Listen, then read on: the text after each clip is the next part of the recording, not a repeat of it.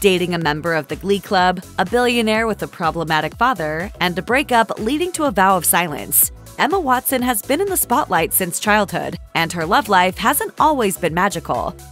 In 2006, Emma Watson began dating rugby player Tom Ducker, who is believed to be her first boyfriend, though when she was around 12 years old, she may have been hoping for someone else.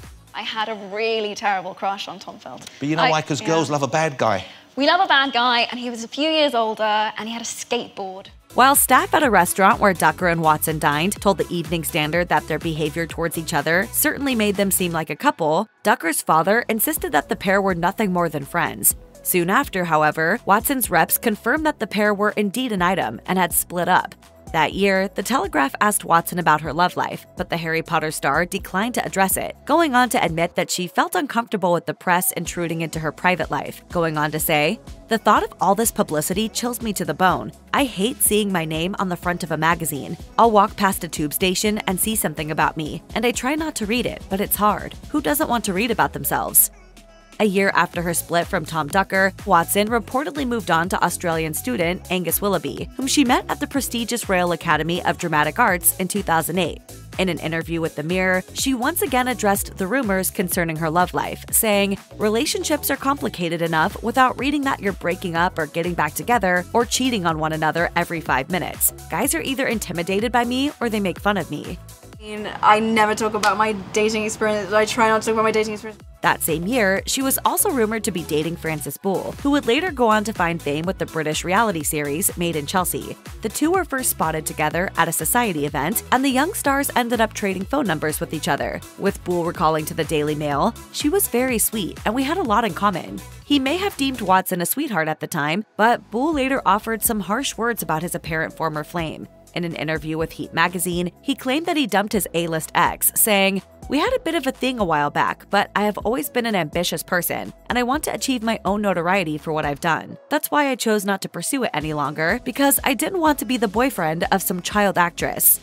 Watson may have been linked to Prince Harry at one time, but it was actually a Prince William doppelganger who stole her heart. By the fall of 2008, she was spotted getting cozy with financier and Prince William lookalike Jay Barrymore. At the time, Watson had just turned 18, while Barrymore was considerably older at 25.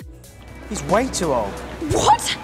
What? That's what you think? After 2 years together, the posh pair called it quits. According to sources, problems had been brewing for quite some time, with Watson reportedly moving on to Spanish musician and actor Rafael Cebrian, whom she met while studying at Brown University. Watson and Cebrian reportedly became romantically involved after working together in a student theater group. Soon enough, the rumored paramours were photographed looking cozy together at an ice hockey match. The alleged romance supposedly confirmed Barrymore's worst fears, as he was worried Watson would meet a new man while studying in the States. However, she denied that they were dating, insisting to the News of the World that they were merely good friends. Though she dodged rumors that she was dating Rafael Cebrian, Watson couldn't deny reports that she had set her sights on one-night-only frontman and Burberry model George Craig in 2010. She met the rocker/model after returning to the UK following her split from Jay Barrymore, and the pair enjoyed a date night seeing Warhorse at London's West End. An apparently smitten Craig seemingly confirmed the romance on Twitter by declaring, "Heading to London this afternoon, going to the theater tonight with a wonderful lady." The twosome appeared in a Burberry campaign together, along with Watson's brother Alex. She also starred in the New York set music video for One Night Only song Say You Don't Want It, in which she flirted with her rocker boyfriend until the pair discovered that they were actually love-struck dogs. In an interview with Radio 1, the actor gushed about her boyfriend, saying, "We've been friends since the Burberry shoot, and when I was in the States, George was taking me through a lot of his music as he was recording it. I'm a big fan. Everything he did was amazing." Sadly, it wasn't to be, and the couple called it quits in the fall of 2010. Craig told Marie Claire that one of the reasons behind the split was that the duo were struggling to maintain a long-distance relationship. As Watson kick-started her career as an indie darling in the early 2010s, she followed the familiar route of dating one's co-star. In 2011, she was snapped kissing her Perks of Being a Wallflower colleague, Johnny Simmons, in Santa Monica. Though Watson previously denied that the pair were dating, it seemed that their secret love was no secret anymore. At the time, The Sun reported that the couple had already moved in together, with Watson's father welcoming Simmons into his North London home, with one insider disclosing, things are getting pretty serious between Emma and Johnny, so she wanted to take him back to London to meet her parents. They've been having a brilliant time together.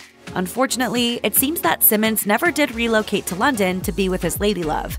The two reportedly began suffering from relationship woes, with sources telling the Daily Mail that Simmons refused to ditch Hollywood for England.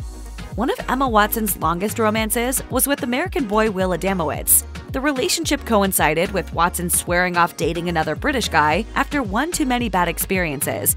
On The Ellen Show, she explained that while British guys know how to dress the part, they can also be a little too aloof and cold when it comes to romance. Her experience with American men was very different, saying on the show, "I remember a few nights into Brown, this guy just being like, 'I like you, you're great, let's go on a date, let's do it.' I'm like, 'I'm sorry, what just happened?'" The couple reportedly met in Oxford, where Adamowicz was studying at the tail end of 2011, and they were first spotted together at Coachella in 2012.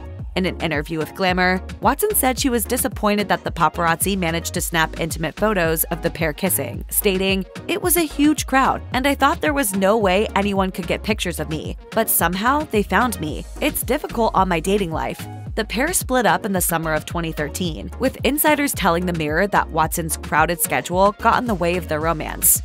She may have sworn off canoodling with another Brit back in 2012, but Watson soon returned to those reserved English guys she had previously shunned.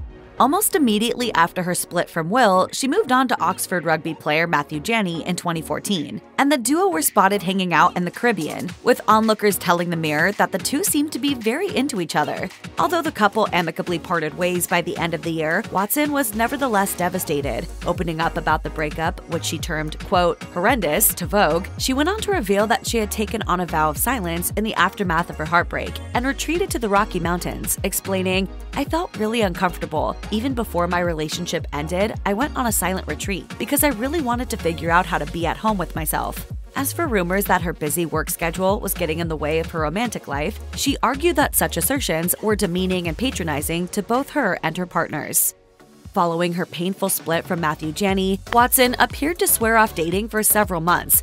After her romance hiatus, she was snapped getting close to Roberto Aguire in the fall of 2015 on what may have been a casual lunch date in California. These two go way back, having met on the set of Harry Potter and the Goblet of Fire over a decade earlier, where they had a wholesome meet-cute. As Aguire explained to Just Jared in 2012, "I was doing an internship in the special effects department at the time, and one day we had a chance encounter that led us to spending half a day together, exchanging stories and dance moves. We never really lost touch after that, and now she's one of my best friends." Aguire suggested that he and Watson were just platonic pals. But did their relationship ever take a romantic turn, as several tabloids speculated? Even years later, it's hard to know. In 2015, he tweeted out a birthday message to Watson, as well as a photo of the duo hugging. Meanwhile, in an interview with Teen Vogue the following year, Aguire remained coy when his relationship with Watson was brought up. However, the outlet noted that they remained close friends, with Aguire supporting her He for She campaign, and going on to say, "I've gotten to see the inside workings of her mind way before she launched He for She. It's this beautiful thing for her to have given to the world."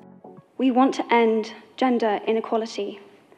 And to do this, we need everyone involved. In 2015, it was reported that Watson had moved on to Silicon Valley tech entrepreneur William Mack, who was a decade her senior. Sources who chatted to The Sun said that Knight, who is a Princeton grad with an impressive salary of around $125,500 a year, was just what the actor needed after her devastating split from Matthew Janney, with the insider stating, "Mack is just a normal, down-to-earth guy who has nothing to do with Hollywood, and Emma loves that. She was left really hurt by her breakup with Matthew, and it's taken her more than a year to feel ready to start again with somebody." When Vanity Fair asked Watson about her relationship with Knight, she outright refused to discuss him, arguing that doing so would be hypocritical of her and demeaning to her boyfriend, insisting, "I can't talk about my boyfriend in an interview and then expect people not to take paparazzi pictures of me walking around. I would hate anyone that I were with to feel like they were in any way part of a show." After nearly 2 years together, the pair amicably parted ways. Despite the breakup, Watson at this point had enough dating experience to form a strategy on how to find an ideal partner. Follow your dreams. And as a kind of side note, when you're not even thinking about it or noticing it, it will just be there. After dating reserved Brits and American tech bros, Emma Watson set her sights elsewhere and began dating a Glee alum. Watson and Chord Overstreet were seen heading home together after the Vanity Fair Oscar party in 2018, and grainy footage appeared to show the actor-turned-activist gazing at her rumored beau with puppy dog eyes. The lovers were later snapped at a Nathaniel Rateliff and the Night Sweats concert and holding hands during a romantic outing. Insiders agreed that the two appeared to be a rather unlikely pairing, with a source revealing to People they met through friends. They might seem like an odd match, but they actually have very similar personalities. However, just a few months later, they called it quits, with Watson making her feelings perfectly clear by unfollowing her ex on Instagram. An insider spoke to The Sun about their relationship, saying, "Emma and Chord kept quiet about their relationship at first, but they really hit it off. Things just haven't worked out between them. Be that as it may, it seems that these lovebirds simply couldn't get enough of each other." Subsequently, the twosome made it evident that their romance was back on just a month later, after being snapped showing each other some PDA in Los Angeles. However, their relationship appeared to fizzle out thereafter, suggesting that this was little more than a brief reconciliation.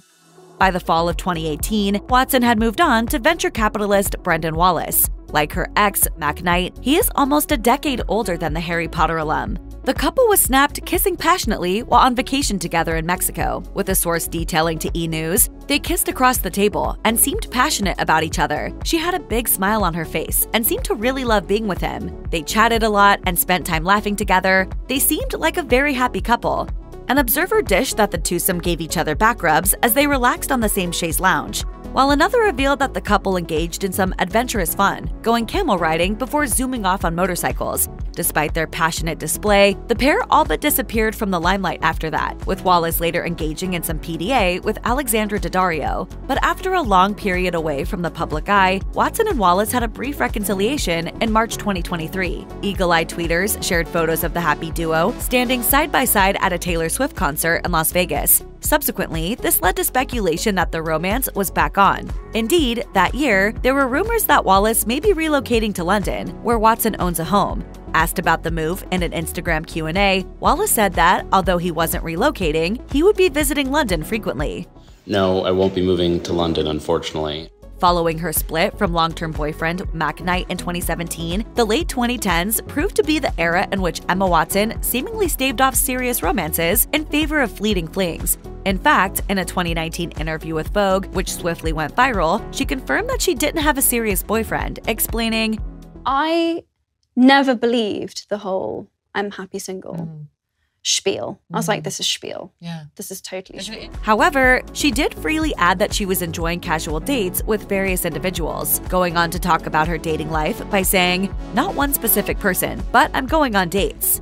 That year, she went on one such date with the sibling of a super famous celeb. In the spring, she was photographed out and about with Cole Cook, who is the brother of singer Alicia Keys. The duo was seen looking rather flirty as they waltzed through New York, with Watson grinning and gazing at her rumored beau. Thereafter, they grabbed dinner together at the celeb hotspot The Spotted Pig. Far from being a mere nepo baby sibling, Cook is the founder of the creative agency Timeless Eye, which again highlights Watson's apparent penchant for ambitious, entrepreneurially minded men.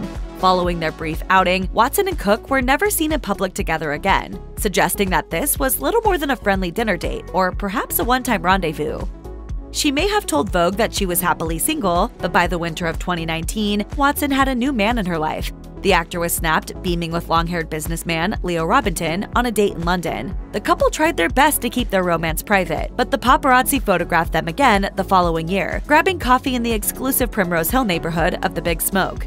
It appeared that these two were super serious, with gossip swirling that Robinton was ready to pop the question. However, Watson quashed the rumors on Twitter, writing in a tweet, "Rumors about whether I'm engaged or not, or whether my career is dormant or not, are ways to create clicks each time they are revealed to be true or untrue." Later, she promised her fans that if there was any news, she would share it with them. Be that as it may, insiders divulged that Watson was in it for the long haul, with a source telling Us Weekly, "Emma is so loved up with Leo that this is the happiest anyone's seen her in a relationship by a million miles. They're so connected in every way and spend all their spare time together." Moreover, the source said that the actor was peeved by engagement rumors, as she didn't want to be rushed into putting a ring on it. The two allegedly broke up in the fall of 2021. Could Brandon Green be responsible for Watson's split from Leo Robinton? She was spotted in London with Green in September 2021, a timeline that coincides with the dissolution of her romance with Robinton. As a source told the Daily Mail, over the summer, Brandon has been wooing Emma. She's into him, but has kept it secret, as no one knows that things have cooled with Leo. He's really kind to her, and she enjoys his company. Brandon and Leo look similar. She certainly has a type. Green is the son of controversial billionaire Sir Philip Green, who owned Topshop prior to its collapse. And according to The Guardian, he has also been accused of various fiscal and private indiscretions, although the elder Green has been condemned for reportedly relying on sweatshop labor, as reported by The Times. His son shares Watson's passion for climate activism. That, climate over the past few decades has really become a significant issue for most people, and I think for my generation. Again, this one appeared to be a long-term relationship. In August 2022, the couple was spotted on vacation in Italy, holding hands as they went on a romantic stroll. However, the couple haven't been photographed in public since then, and there have been reports that the pair are no longer together. Whether or not the relationship is done for good remains to be seen.